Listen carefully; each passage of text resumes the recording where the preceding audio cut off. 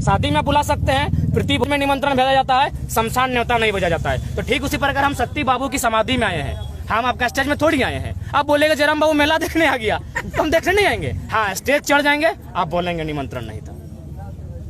आपका जो भाषण है बहुत एग्रेसिव ही रहेगा, शहीद का बेटा है, एग्रेसिव ही रहेगा। जुआ जुड़ रहे हैं, जुआ जुड़ेंगे ही, जुआओं को एग्रेसिव पसंद है, एग्रेशन पसंद है। हमारा इरादा यही है, सिस्टम को बदल के रख देना। या तो हम शांत शक्ति की तरह हम भी शांत हो जाएंगे, समाधि ले लेंगे, लेकिन जब तक रहेंगे आवाज गूंजेगी। आखिर अभी यहाँ आप आए हैं तो क्या कुछ युवाओं को आप बताए हैं? युवाओं को यही संदेश देना चाहेंगे कि देखें, जैसे ही हम मेरा एंट्री हुआ, चारों तरफ देखे झंडा लगाए पार्टी का, हम बोले अब थोड़ा सा पार्टी का धंधा कम कीजिए। 5 साल में एक बार जिसको अच्छा लगे वोट दे दीजिए, लेकिन जीवन भर पूरा 5 साल रूटीन मत बनाइए कि नली तो 3000 का पेमेंट, तो मीडिया चलाने के लिए सोशल मीडिया में रिचार्ज, ये सब दूर जाइए और सवाल कीजिए कि आप क्या कर रहे हैं। विधायक जी कह रहे हैं कि मेरा ही क्षेत्र से जयराम चुनाव लड़े, पता चल जाएगा कितना हमें है। पहला बात तो विधायक जी को मनाइए, और शोभनीय बयान है। वो 20 साल 25 साल से राजनीतिक विधायक रह चुके, हम तक नया लड़का है, तो उनको चैलेंज हमको नहीं देना चाहिए, और उनको आभास होना चाहिए कि जैसा भी है हम उगता हुआ सूरज है, उगते हुए सूरज को। आपका जो मांग था 32 से 27%, क्या फिर 15 तारीख को तब दे दी 36% बाहरी को नौकरी? क्या करेंगे 32 का चबाक खाएंगे?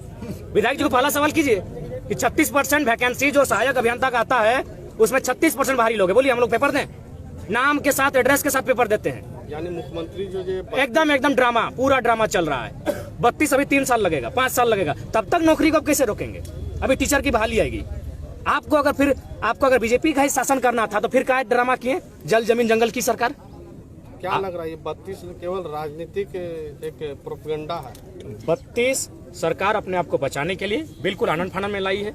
आप एक रणनीति तय करके लाते, आप बिल्कुल अगर 32 लाई भी है तो फिर भी हम आभार करते हैं, लेकिन उससे पहले आपके पास क्या विजन है? ठीक है, 32 क्या अभी आप लागू हो गया है?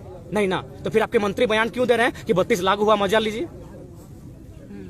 इनको नहीं, हम आपसे मीडिया वालों से इतना चाहेंगे कि आज पिछले 10 महीनों में मीडिया जितना तीखा सवाल इस छात्र से पूछा है, एक बार पलट के उनसे इतना ही पूछिए कि 32 जो आपका संसद गया है, कि हम ले आए और झारखंड का जो मांग था वो पूरा कर दिया। एक बात हमको बताइए, बस उससे इतना ही उनसे पूछा जाए जो लोग 32 का समर्थन कर रहे हैं, कि ये संसद में किस सदन में पहले जाएगा?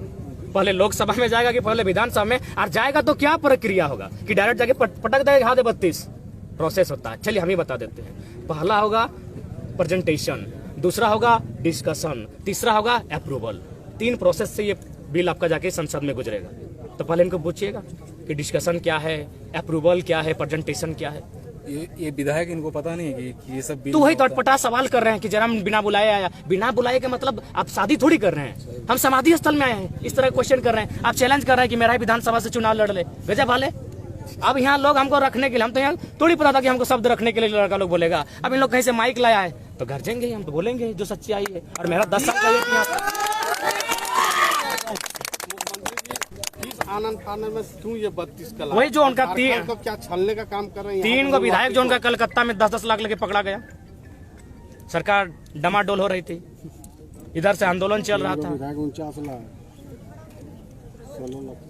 कुछ करप्शन के भी बातें सामने आई। करप्शन सामने है, बिल्कुल करप्शन सामने, आप देख ही रहे हैं। ईडी का छापा रोज पड़ रहा है उन पर, उनके लोगों पर पड़ रहा है। क्या लगता है मुख्यमंत्री जी भी हैं शामिल? बिल्कुल है, उनके नाम पर माइंस चल रहा है, शामिल है। आपको गोपनीय बात बता रहे हैं ताकि ये बात कहने के लिए बहुत साहस चाहिए।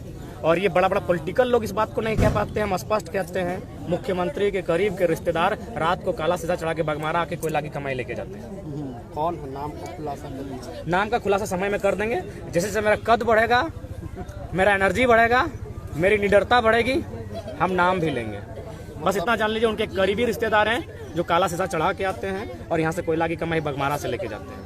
मतलब अब जयराम जी अवैध कोयला कारोबार को रोकने के लिए भी अब समूह बिल्कुल करेंगे। कोयला का जितना भी कोयला का खदान है, चाहे टाटा सिजवा रहे चाहे जमा डबा रहे, हमारे पुरखों की जमीन पर है, वो हमारे लोग हैं, उनकी जमीनों पर है। उन्हें क्या मिला?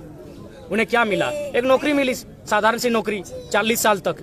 40 साल के बाद तो फिर वो क्या उनके बच्चों को फिर मिला? इसीलिए अब लड़ाई बहुत लंबी होगी। गोली भी मिला है, गोली भी मिला है, निश्चय ही मिला है। कल 4 को मिला, सॉरी कुछ दिन पहले 4 को मिला, गोली भी मिला है।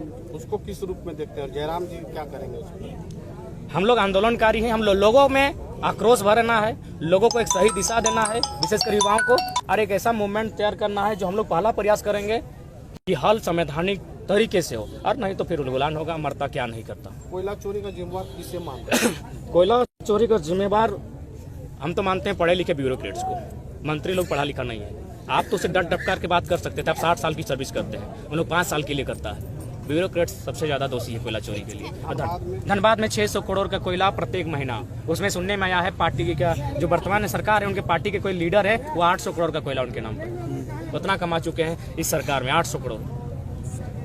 जयराम जी PIL दायर करेंगे क्या इस पर? कोशिश है और हमारी बातचीत चल रही है, लेकिन अब शर्त है कि हमारा जो लोग हमारे लिए खड़े होंगे PIL दायर करने में, वे लोग कितने प्रभावशाली होंगे। हम प्रभावशाली हैं, मान के चलिए, हम में निडरता है, लेकिन वे लोग साथ दे पाएंगे कि नहीं, इस पर हम लोग चर्चा चल रही है। और आप जो बात कह रहे हैं इस पर हम लोग कुछ दिन पहले ही चिंतन मंथन कर चुके हैं, और जितने भी लोग हैं जिनको हमको लगता है संशय है, उन पर हम लोग PIL दायर करेंगे। जल जंगल जमीन बचाने वाली सरकार क्या इसी को बेचने आई है, और इस 3 साल में क्या बेच चुकी है?